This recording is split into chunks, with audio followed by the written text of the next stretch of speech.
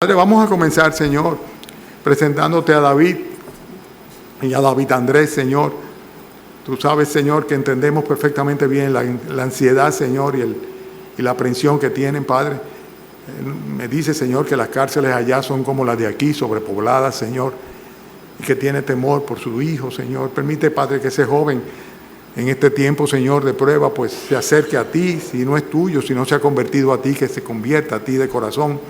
Y que todo esto redunde, Señor, en beneficio para su alma, Señor.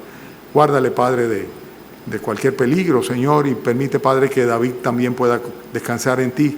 Y concede, Señor, que tengan una consolación tuya, Padre, a aquellos que perdieron a su deudo, Señor. También, Padre bendito, queremos pedirte por la familia de Jaime Luis, en particular por Robinson, Señor, y por él mismo, Padre, para que tú le des, Señor, consolación y le des fortaleza espiritual, y que también, Padre, en el caso de Robinson, Señor, que esto le traiga a reflexión y un acercamiento a ti, Señor. Queremos pedirte, Padre, por Ana Silvia, pedirte que no sea necesario, Señor, ir más allá y que la medicación, Señor, sea suficiente para que pueda salvarse su pie, Señor, su dedo. Mira, Padre, que está debilitada y quebrantada desde hace tiempo y el mismo papo, Señor, también desgastado. Quiero incluir a Margarita Moratti, Señor, también esta mañana, rogarte, Padre, porque tú pues le des a Mario la fortaleza para continuar, Señor, apoyando a su esposa, Señor, en esta enfermedad tan larga, Señor, y tan desgastante, Señor. Y queremos pedirte, Padre, para que de una manera u otra tú te glorifiques en todo ello, Señor. Padre, recuérdate, Señor, de doña Marina, fortalécela, Señor. Rogamos por su salud, Señor, y también por toda la familia, Padre, para que tú, pues, estés con ellos, Señor, y tú permitas, Padre, que de alguna manera también, como siempre decimos, cuando no entendemos nosotros mismos o podemos proponerte, Señor, una opción, Señor, pues, pedirte que de alguna manera tú seas glorificado en todo esto, Señor. Te rogamos, Padre, por el abuelo también, para que tú le des fortaleza y le des fe, y para que sea tiempo de encuentro contigo, Señor, y para toda la familia, Padre. Y rogamos, Señor, también por este curso que vamos a tener la semana que viene aquí. Darte gracias, Señor, por la oportunidad que nos presta y rogarte, Señor, que nos ayudes a aprovecharlo. Bendice a tu iglesia, Señor, sigue capacitándonos, Señor, y sobre todo, Señor, aumenta el compromiso individual que cada uno de nosotros asuma, Señor, delante de ti, para gloria tuya, Señor, para beneficio del Evangelio. Te lo pedimos en el nombre del Señor Jesucristo. Amén. Y se me olvidó pedir, pero ya lo había hecho antes, ¿verdad? Porque el Señor bendiga este tiempo de predicación. Los que están atrás, por favor, entren, ocupen sus lugares y vamos a buscar Primera de Juan, capítulo 4. Primera de Juan, capítulo 4.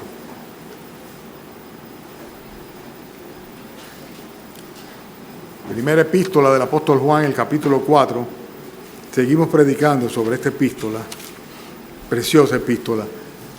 Es una bendición ver de qué manera tan sencilla Juan instruye en cuanto a algo tan importante como el guardarse de seguir a los falsos maestros y permanecer en la sana doctrina. Y esto es lo que está haciendo precisamente frente al gnosticismo, al docetismo y todas estas doctrinas heréticas que habían comenzado a manifestarse en las iglesias cristianas desde el principio de siglo. Perdón, desde el final del primer siglo, desde el principio del cristianismo, ¿verdad? Y me encanta Juan, tanto en su evangelio como en sus epístolas, por la forma tan sencilla como presenta las verdades. Bien, vamos entonces al capítulo 4 y vamos a tomar los primeros 9 versículos para reflexionar un poco sobre los dos tipos que se presentan aquí. ¿Ok? Ese es el título del mensaje de hoy. Dos tipos.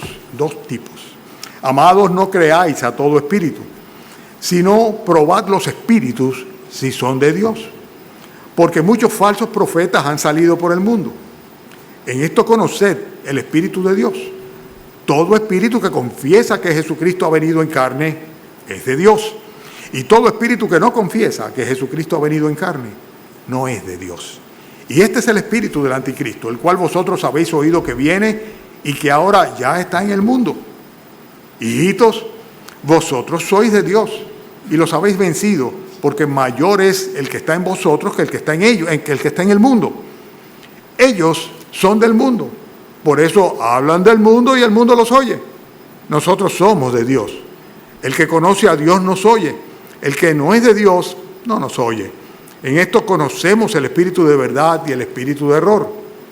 Amados, amémonos unos a otros porque el amor es de Dios. Todo aquel que ama es nacido de Dios y conoce a Dios. El que no ama no ha conocido a Dios porque Dios es amor. En esto se mostró el amor de Dios para con nosotros, en que Dios envió a su Hijo unigénito al mundo para que vivamos por Él. Hay 5 tipos contrastados en este pasaje tan sencillo y que hemos estado leyendo, y en los cuales debemos reflexionar cada uno de ellos. Es importante tener discernimiento. ¿Me puede apagar ese abanico, por favor? Es importante tener discernimiento espiritual. ¿Por qué? Porque más que nunca, en la medida que se aproximan los tiempos del fin, pues el mismo Señor advirtió que surgirían muchos engañadores. Y consecuentemente, ¿verdad? Pues si nosotros no estamos bien despiertos, va a suceder lo que sucedía también al principio de la era cristiana, que como no había, por así decirlo, ningún referente, pues consecuentemente era muy fácil que apareciesen personas negando la doctrina del Evangelio. No había historia o historicidad en cuanto al Evangelio, en cuanto al cristianismo me refiero, y consecuentemente era muy fácil para algunos pues contrastarlo. Recuérdense el problema que hubo en las iglesias desde el principio con el judaísmo, ¿no? O sea, cómo trataban de judaizar o llevar al Antiguo Testamento, a las reglas, las normas del Antiguo Testamento, a una iglesia que había sido liberada por el Espíritu Santo. Pero sin embargo, el Señor se ocupó de dejarnos suficiente instrucción. Y tenemos todas las epístolas paulinas ahí, en la cual nosotros podemos ver de una manera muy clara cómo confrontar estas herejías. Y el apóstol Juan, inclusive, ya estando en sus últimos años sobre la tierra, pues también se ocupó y se preocupó de ayudarnos a discernir, porque siempre tenemos que no tomar pura y simplemente de una manera sencilla lo que recibimos, sino que tenemos que llevarnos de la guianza del Espíritu Santo que está en nosotros para saber realmente lo que es de Dios y lo que no es de Dios. Últimamente he estado viendo algunas por internet, ¿verdad?, que me han mandado escandalizado algunas manifestaciones de algunos predicadores, algunos pastores fuera de este país, ¿verdad?, donde realmente es terrible lo que nosotros vemos que son capaces de llevar a cabo, y la comunidad, como si fueran borregos, sencillamente aceptan esas doctrinas y esas enseñanzas. Entonces, aquí vamos a ver por contraste 5 tipos diferenciados de personas. Y de personas, y no solamente de personas también, sino de manifestaciones espirituales. Por eso vamos a comenzar por lo que dicen los versículos 1 y versículo 2. Ustedes van a darse cuenta de qué se está hablando en estos versículos. Cuando dice, no creáis ¿a todo qué? A todo espíritu. Hay diferentes tipos de espíritus, sin lugar a duda. Y no estamos hablando de aquellos que dicen, no, que a aquel se le metió un espíritu de tal cosa. No. Estamos hablando de que hay espíritus demoníacos. La Biblia habla de huestes espirituales de maldad, o sea, demonios, ¿verdad? Demonios. Y también, evidentemente, nosotros sabemos, hemos experimentado, hemos vivido la presencia del Espíritu de Dios, que es Dios mismo, la tercera persona de la Trinidad, que mora en nuestros corazones como consecuencia de haber profesado y confesado a Jesucristo como nuestro Señor y Salvador.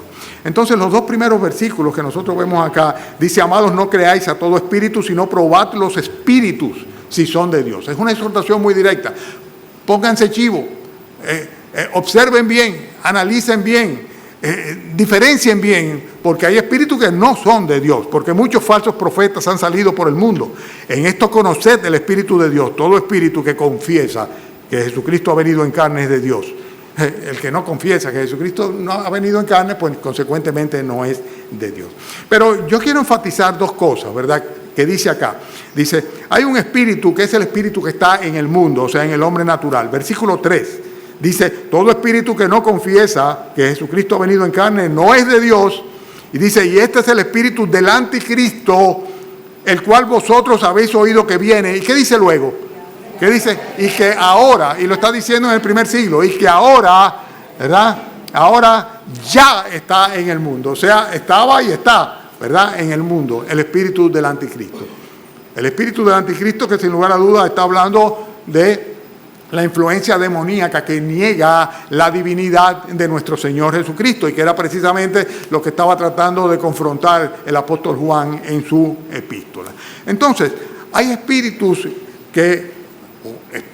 ¿verdad?, que es el que está en el mundo, que no es otra cosa que el espíritu de Satanás, el espíritu del príncipe de este mundo, que es el que los gobierna a todos los hombres de una manera natural, y en el cual todos nosotros estuvimos siendo guiados por él en algún tiempo antes de recibir a Cristo. Y una de las manifestaciones que dice acá es que es un espíritu que no confiesa que Jesucristo es Dios, Señor y Salvador. Cuando una persona no ha confesado, no ha profesado a Jesucristo como su Señor y como su Salvador, esa persona está necesariamente bajo la influencia del espíritu que gobierna el mundo. Y yo espero que ese no sea tu caso de ninguna manera.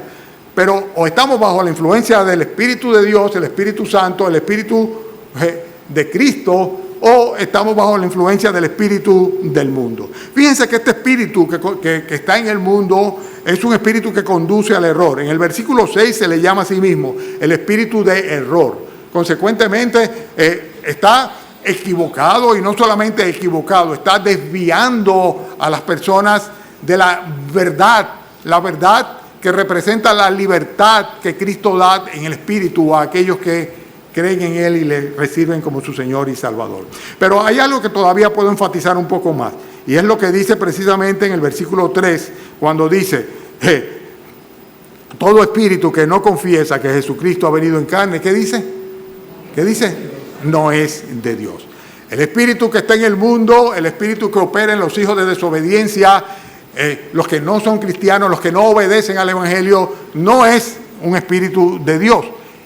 Y cada uno de nosotros, ¿verdad?, antes de tener a Cristo en nuestros corazones, antes de tener el Espíritu Santo en nuestros corazones, somos guiados y gobernados por el espíritu que está en el mundo, que no es de ninguna manera el Espíritu de Dios. Tú podrás tener muy buenos sentimientos, tú podrás tener muy buenas intenciones, tú podrás decir que tienes una conciencia muy clara y muy limpia, pero sin embargo, si no te guía el Espíritu Santo, entonces el espíritu que te gobierna a ti es el espíritu del demonio, no el espíritu de Dios. Pero hay otro espíritu también, al cual se hace referencia en el versículo 4, y dice que es un espíritu que es mucho mayor. Dice el versículo 4, pero mayor, porque mayor es el que está ¿en dónde? En vosotros, en los creyentes, está diciéndole el apóstol Juan a la Iglesia Universal. El que está en el cristiano es un espíritu que conduce a un pecador a profesar a Jesucristo como su Señor y Salvador. Por eso dice, todo espíritu que no confiesa que Jesucristo ha venido en carne, dice, es el espíritu que confiesa que Jesucristo ha venido en carne, ese es el espíritu de Dios. Si usted no se ha convertido de todo corazón a Cristo, si Jesucristo no ha venido a ser su Señor y su Salvador, si usted un día arrepentido de sus pecados no le ha pedido al Señor salvación y Él se la ha concedido por gracia y por misericordia, usted está gobernado por el espíritu que está en el mundo. Y hay que tener muchísimo cuidado, porque cuando nos llevamos, ¿verdad?, o nos dejamos guiar por personas que están dirigidas por el espíritu de Satanás, no podemos de ninguna manera esperar que la resultante sea el consejo de Dios. Y esto es lo que pasa muchas veces, y algunos hermanos caen en ese gancho también, que piensan que las escrituras no son suficientes y entonces se van al mundo a buscar consejo, o a buscar dirección, o a buscar guianza, ¿verdad?, cuando realmente lo que van a hacer es desviado completamente por el espíritu que opera en los hijos de desobediencia, el espíritu que está en el mundo. Tenemos que tener mucho cuidado en cuanto a eso.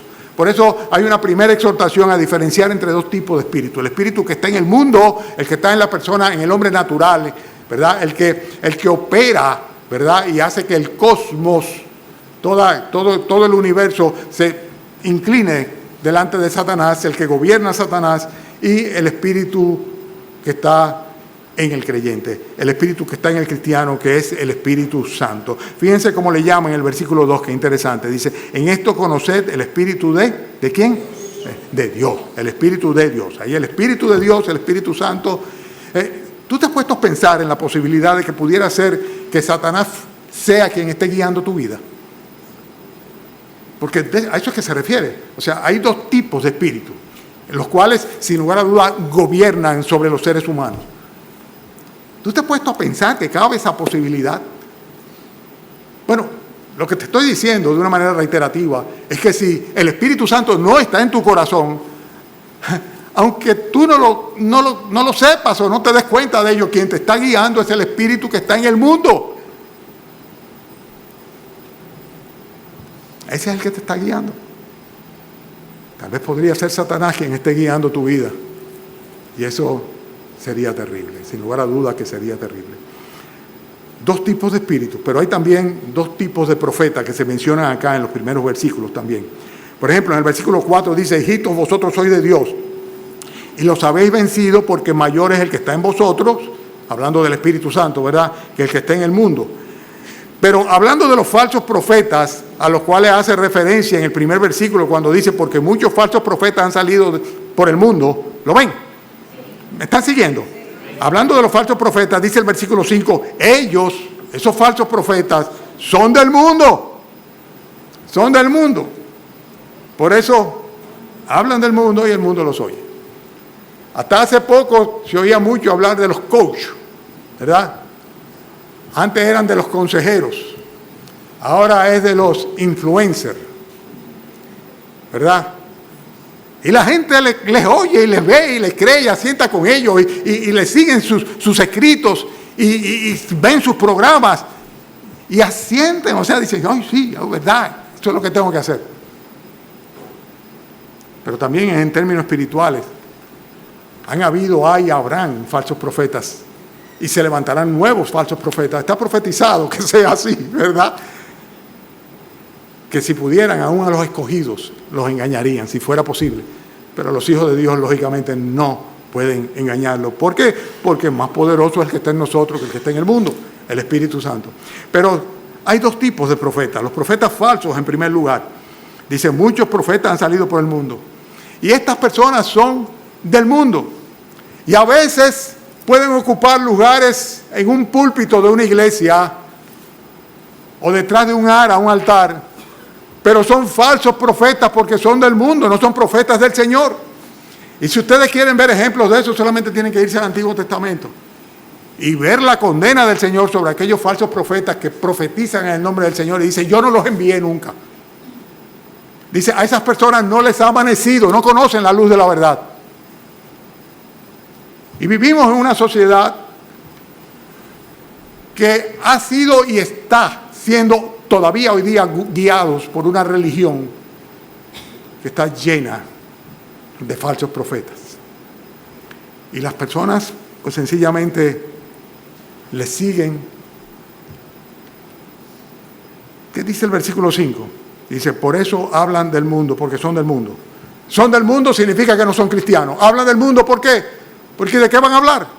Van a hablar de las cosas que se tienen que discernir espiritualmente cuando no tienen el Espíritu Santo. Consecuentemente, hay dos tipos, sin lugar a dudas, de profetas. Aquellos que la gente oye, que el mundo los oye porque son personas aceptadas y aprobadas, ¿verdad? Y aquellos que no deben sorprenderse si el mundo los desecha. ¿Por qué? Porque precisamente lo que hacen es confrontar al mundo y confrontar a los falsos profetas y confrontar la religión con la verdad del Evangelio. Hay dos tipos de profetas. Los falsos son del mundo, hablan del mundo y el mundo los oye con muchísimo gusto. Son gentes populares. Bueno, hace unos cuantos días solamente vimos que por el país entero se manifestaron el día 21, el día llamado de la Altagracia, ¿verdad? En todas las parroquias e iglesias católicas, una gran cantidad de profetas hablando de cosas del mundo. Porque por lo menos lo que yo vi por los noticieros, ninguno de ellos tomó el Evangelio y predicó el Evangelio y le dijo a los políticos y a las personas que estaban ahí adelante que tenían que arrepentirse y convertirse. Hablaron de la corrupción, hablaron de muchas cosas, mucha política, pero no hablaron en absoluto del Evangelio. Hablaron de cosas del mundo y el mundo los oye. Pero hay otro tipo de profetas. Hay dos tipos de profetas, los verdaderos profetas. Y en el versículo 6 lo dice muy claramente. Nosotros somos de Dios, ¿verdad? El que conoce a Dios, ¿qué hace? Nos oye. El que no es de Dios, no nos oye. A mí no me sorprende, ¿verdad? Me entristece, pero no me sorprende, que una persona que ha sido expuesta a la verdad del Evangelio, a la palabra de Dios, una vez y otra vez y otra vez, y no se entrega a Jesucristo, no se convierte a Cristo, termina ahí desapareciéndose. Es que a veces yo lo que digo, ¿y cómo pudo aguantar tanto? ¿Cómo pudo aguantar tanto? Porque es lo más natural. Es lo más natural que no nos oiga porque no conoce a Dios. El que conoce a Dios sí nos oye. El que conoce a Dios sí oye al profeta del Señor. Y sí oye, en este caso está hablando el apóstol Juan de la doctrina del Evangelio que él mismo representaba y predicaba. Pero el que no conoce a Dios, se le hace muy difícil. ¿Por qué? Porque sencillamente no son nacidos de Dios. Cuando habla de nosotros, dice, nosotros somos de Dios. Versículo 6. Nosotros somos de Dios. En otras palabras, hemos sido nacidos de Dios. Somos cristianos verdaderos. Y consecuentemente lo que enseñamos a los creyentes, a los que son de Dios, ¿qué es? Las palabras del Señor, o sea, la palabra de Dios. El que conoce a Dios sí nos oye. El que no aprecia la predicación de la palabra de Dios, el estudio de la palabra de Dios, la enseñanza de la palabra de Dios, es natural que no la aprecie. ¿Por qué? Porque no es de Dios. Pero los creyentes sí la apreciamos. Los creyentes sí la apreciamos. ¿Por qué? Porque somos de Dios. Porque conocemos a Dios. Dice, el que conoce a Dios sí nos oye. Pero el que no es de Dios, no hay ninguna manera. Solamente los verdaderos creyentes siguen las enseñanzas de la palabra de Dios.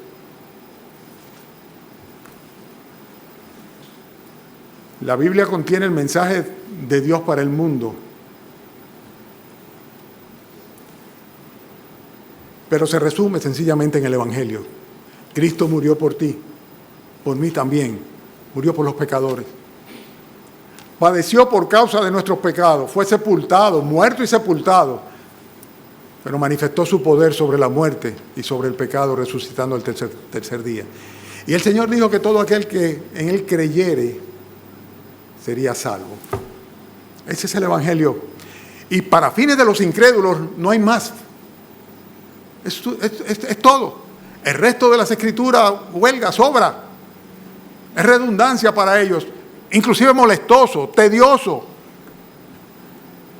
¿Por qué? Porque no conocen al Señor. El que conoce a Dios nos oye. Ellos son del mundo, por eso hablan del mundo y el mundo los oye. El que conoce a Dios es el que oye la palabra de Dios, y los verdaderos creyentes, ¿verdad?, precisamente son los que oyen la palabra. Yo no sé si tú te has puesto a pensar alguna vez. Yo un día tuve que reflexionar sobre esa realidad.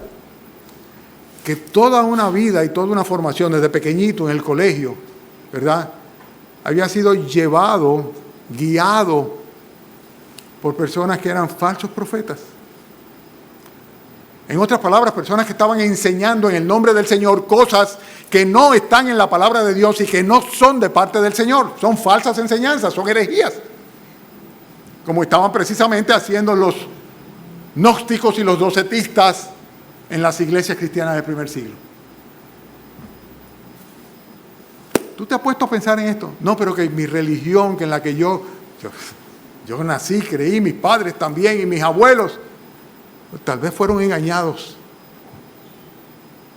Si no se entregaron a Jesucristo, si no llegaron a ser de Dios, si la palabra de Dios no tuvo lugar en sus corazones y en sus mentes, porque hay dos tipos de profetas. Hay dos tipos de profetas, los falsos profetas y los verdaderos profetas. El verdadero profeta simplemente lo que hace es comunicar lo que Dios ha legado, lo que Dios ha dicho.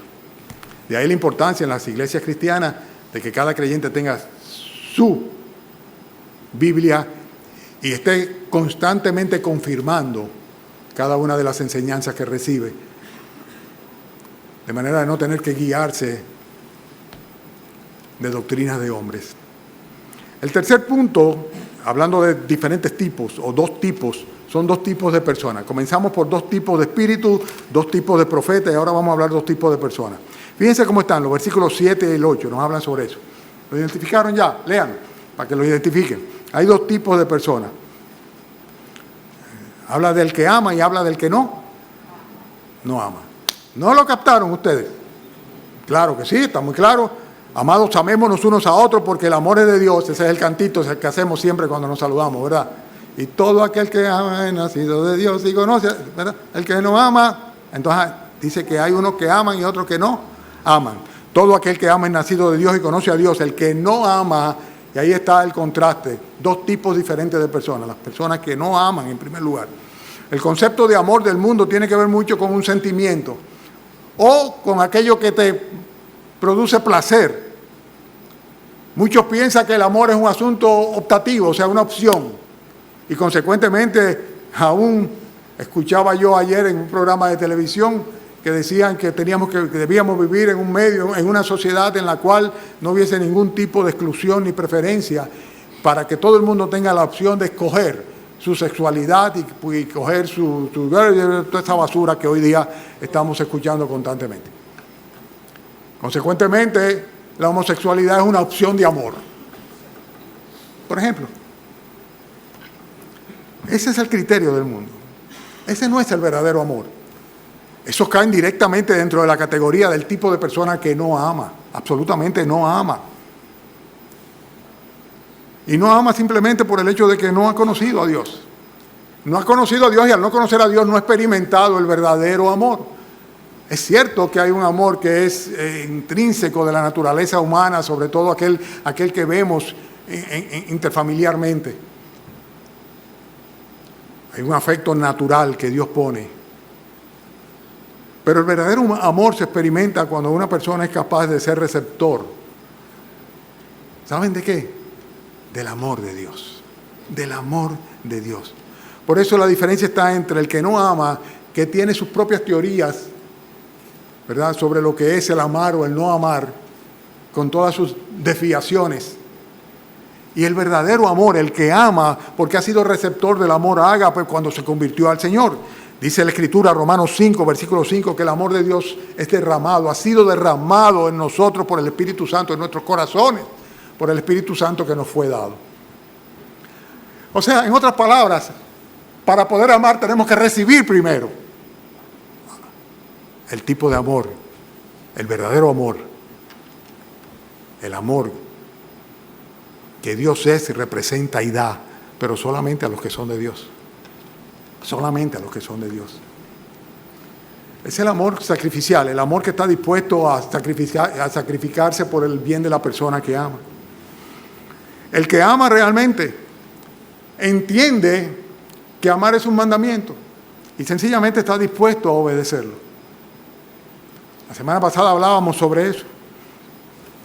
Pero fíjense qué tan lejos va la demanda del Señor, que solamente un cristiano es capaz de cumplirla, tipificada por el sacrificio del Señor Jesucristo, que de tal manera amó Dios el mundo que entregó a su Hijo, ¿verdad? Que la Escritura dice, amad a vuestros enemigos. ¡Wow! Bendecid a los que os maldicen, haced bien a los que os aborrecen, orad por los que os ultrajan y os persiguen, para que seáis hijos de vuestro Padre que está en los cielos, que hace salir su sol sobre malos y buenos, que hace llover sobre justos e injustos, porque si amáis a los que os aman, ¿qué recompensa tendréis? ¿No hacen también lo mismo los publicanos? Si saludáis a vuestros hermanos solamente, ¿qué hacéis de más? ¿No hacen también así los gentiles? Sed pues vosotros perfectos, así como vuestro Padre Celestial es perfecto. En otras palabras, tenemos una demanda de amor que está basada en la capacidad que Dios nos da de amar aún a personas que nos son adversas. Personas que nos agravian. Personas que nos dañan y nos maltratan. Hermanos, hay dos tipos de personas, el que ama y el que no ama. El amor egoísta no es amor. El amor que está basado en el hecho de que es mi amigo, mi esposa, mi esposo, mi hijo, mi hermano, eso no es amor. Por lo menos no es el amor que se deriva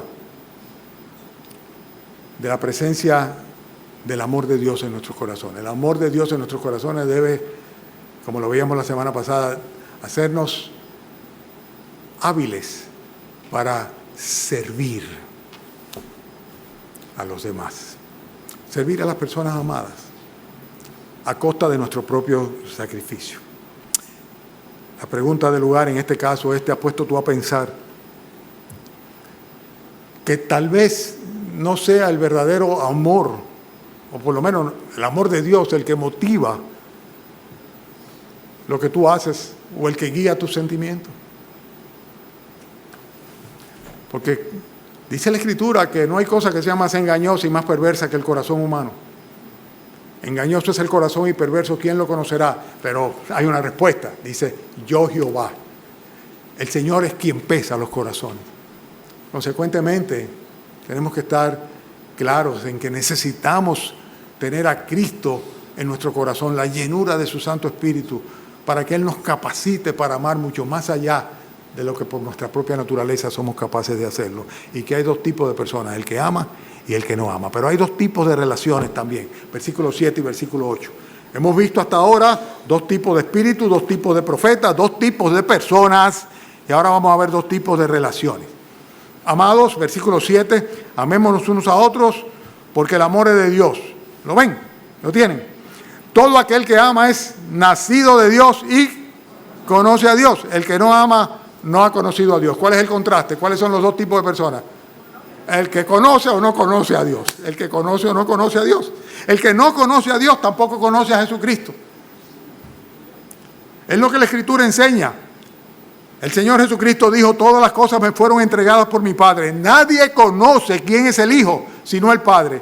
Y ni quién es el Padre, sino el Hijo y aquel a quien el Hijo lo quisiera revelar. O sea, para nosotros poder conocer a Dios, tenemos necesariamente que conocer a Cristo primero. Recuérdense lo que le dijo a Felipe. Felipe, el que me ha visto a mí ha visto al Padre. Yo y el Padre uno somos. Él es la imagen del Dios que no se ve. A través de Cristo es que podemos nosotros conocer al Dios eterno. Ah, pero que los maometanos, yo no sé, los maometanos, los budistas tampoco yo sé, que son grandes religiones, no sé, pero no conocen a Cristo. Los que antes de mí vinieron, ladrones son y salteadores. Porque para conocer al verdadero Dios, y es un único Dios, no hay muchos dioses, ¿verdad? Es necesario que sea a través de nuestro Señor Jesucristo. El Señor lo dice de una manera muy clara. Versículo 8, el que no ama no ha conocido a Dios porque Dios es amor. Hay personas que no conocen a Dios. Como le dijo el apóstol Pablo en una ocasión a unos hermanos en una iglesia, dijo, para vergüenza vuestra os digo que no conocéis a Dios, que no conocen a Dios. Y esa persona es una persona que no ha nacido de Dios. Porque la gran blasfemia y enseñanza errática de que todos somos hijos de Dios es una falacia, es una mentira total. Todos somos criaturas de Dios. Pero es muy claro lo que dice la Biblia, que aquellos que reciben a Cristo por la fe, creyendo en su nombre, son los que Dios le da el derecho, la potestad de ser hechos, lo que no eran antes, hijos de Dios. Y no por ser descendientes de un varón y una hembra, sino simplemente porque Dios en un día, a causa de que esa persona deposita su fe arrepentido de sus pecados en el Salvador, en Jesucristo, le concede el perdón y la vida eterna y lo recibe dentro de su familia, dentro de la familia de Dios. Consecuentemente, el que no conoce a Dios, no conoce a Jesucristo, no confiesa a Jesucristo como su Señor y Salvador, y consecuentemente es una persona que no ha experimentado un nuevo nacimiento, no ha nacido de Dios. Y el que no ha nacido de Dios va a morir en su estado natural como pecador, con la esencia del primer Adán. Muerte y condenación eterna. Dos tipos de personas, dos tipos de relaciones. Hay uno que no conoce a Dios y hay otro que conoce a Dios. El que es nacido de Dios, ¿verdad? Lo que dice 1 Corintios cuando dice si alguno está en Cristo, dice nueva criatura. Es que nace de nuevo. Señores, es que hay un antes y un después. ¿A qué edad te va a suceder? Yo no sé si será como Nicodemo, pero te es necesario nacer de nuevo. Si eres un anciano, si eres un muchachito, yo no lo sé. Pero en una otra ocasión, Si no naces de nuevo, no verás el reino de Dios. Esa es la realidad. Consecuentemente, solamente conoce a Dios aquel que es conocido por Dios. Gálatas 4:8. Ciertamente en otro tiempo, no conociendo a Dios, servíais a los que por naturaleza no son dioses. Mas ahora, conociendo a Dios, o más bien siendo conocido por Dios, es interesante eso, ¿no? Yo conozco al Señor, dice, y el Señor te conoce a ti. O sea, te ha reconocido. No, pero yo sé quién es mi Padre. Sí, pero tu Padre te ha declarado como hijo suyo. Te ha reconocido como hijo tuyo. Porque podría no ser el caso. Mas ahora conociendo a Dios, o más bien siendo conocidos por Dios, ¿cómo es que os volvéis de nuevo a los débiles y pobres rudimentos a los cuales os queréis volver a esclavizar? Eso es la cita de Gálatas capítulo 4. En otras palabras, tú te has puesto a pensar que podría ser que Dios no te reconociera como su hijo, como su hija. ¿Puede ser? ¿Que todos somos hijos de Dios? No, no es verdad. No todos somos hijos de Dios. A los que confiesan a Jesucristo como su Señor y Salvador, esos son a los que Dios recibe por hijos. La Biblia es consona y lo dice una vez y otra vez y otra vez, repite lo mismo. Hay personas que están relacionados con Dios mediante un conocimiento personal de Él, y hay otros que a pesar de que saben de Dios, no conocen a Dios. Y son dos tipos de personas completamente diferentes. El que sabe de Dios del que conoce a Dios. Estamos hablando de dos tipos de... ¿De qué fue el primero? De espíritu, ¿se recuerdan? Después dos tipos de ¿qué? De profetas, ¿verdad? Después vimos dos tipos de personas. Que son los que aman y los que no aman. Los que se aman a sí mismos y los que aman a los demás y aman a Dios. Dos tipos de relaciones. O una relación en la cual conoce a Dios y es conocido por Dios, o aquel que sencillamente ni Dios lo reconoce, ni ellos tampoco conocen a Dios. Al Dios verdadero no lo conocen. Y finalmente, hermanos, dos tipos de destinos. Versículo 9. En esto se mostró, ¿tienen sus Biblias? En esto se mostró el amor de Dios para con nosotros. En que Dios envió a su Hijo unigénito al mundo. ¿Para qué? Para que vivamos por Él. Hay dos tipos de destinos. Están los que se pierden y están los que viven por Él. Los que viven por Él. Los del mundo se pierden. Y los cristianos viven por el Señor Jesucristo. Por Él y para Él, como dice la Escritura. Los que se pierden, lo único que les espera es la muerte y la condenación. Pablo les decía a los corintios, si nuestro evangelio está encubierto, aún encubierto, entre los que se pierden está encubierto, en los cuales el Dios de este siglo ha cegado el entendimiento de los incrédulos para que no les resplandezca la luz del evangelio de Cristo, el cual es la imagen de Dios. Entonces, para los que se pierden. O sea, los que se pierden sencillamente son aquellos que no son capaces, atiéndame bien ahora lo que voy a decir ahora, no son capaces porque no han tenido la gracia y la misericordia de Dios de entender el evangelio. Porque aún para eso se necesita la gracia y la misericordia de Dios, la elección divina. Lo pueden escuchar intelectualmente, tal vez pueden asimilarlo, pero no va más allá de ello. Lo que le pasa a la nación de Israel hoy día, que hasta que el Señor no le quite el velo, no se van a convertir al Señor Jesucristo. Pero entre los que se pierden está encubierto el evangelio. O sea, no son capaces realmente de realizar en su ser, en su mente, en sus corazones, la necesidad que tienen de arrepentirse de todo corazón y incondicionalmente entregarse al Señor Jesucristo para no perderse, porque si no, van a perderse. Segunda de Tesalónica 2. Hablando precisamente de este anticristo que ya está en el mundo y dice, está en acción el misterio de la iniquidad, solo que hay quien al presente lo detiene, hablando del Espíritu Santo, hasta que éste a su vez sea quitado de en medio. Entonces se manifestará aquel inicuo, hablando del anticristo, a quien el Señor matará con el espíritu de su boca y destruirá con el resplandor de su venida. inicuo, hablando del anticristo, cuyo advenimiento es por obra de Satanás, con gran poder y señales y prodigios mentirosos, con todo engaño de iniquidad para los que se pierden.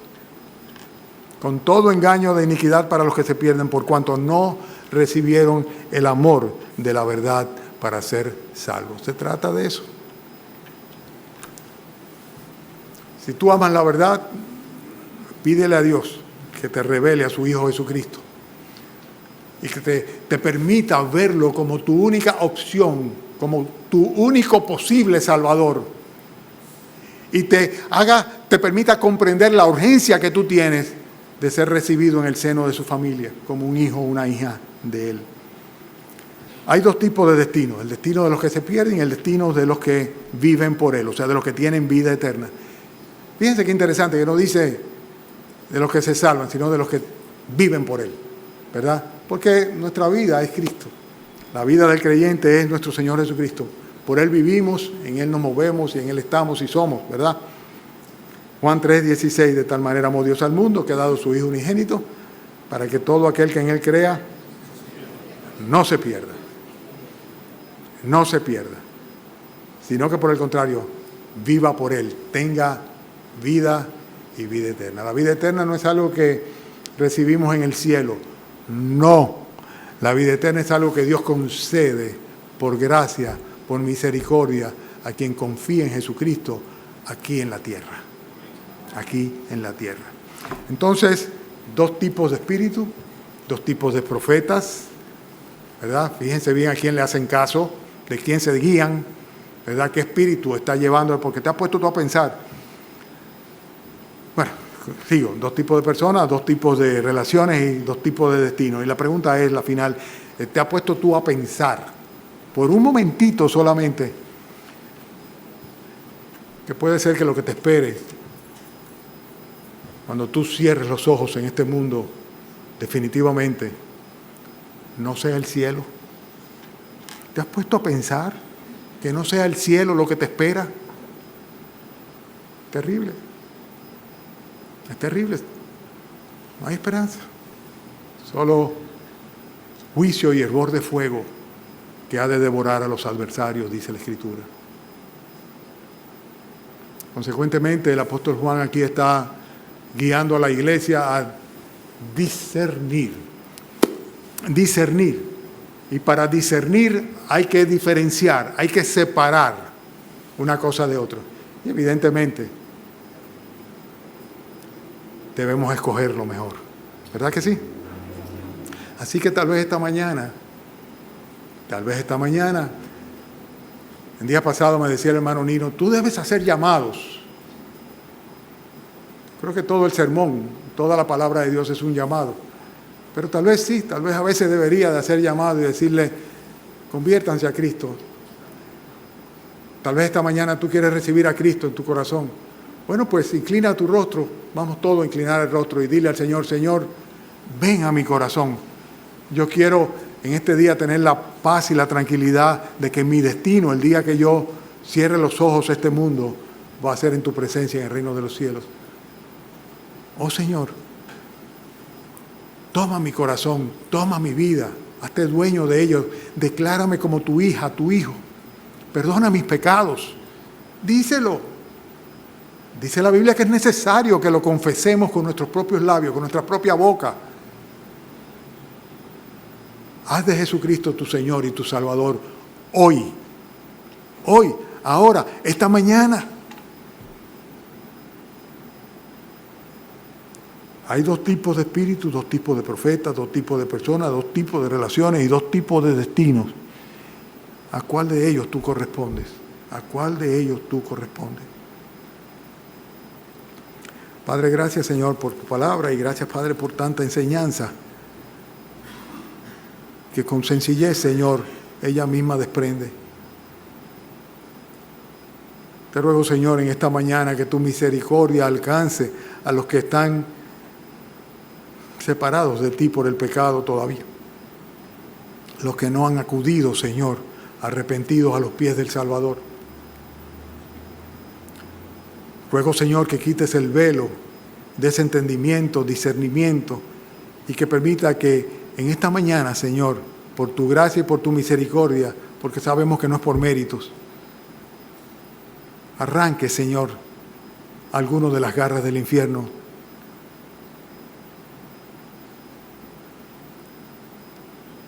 Permítenos, Señor, regocijarnos con ello. Y te lo pedimos todo esto en el nombre del Señor Jesucristo. Amén.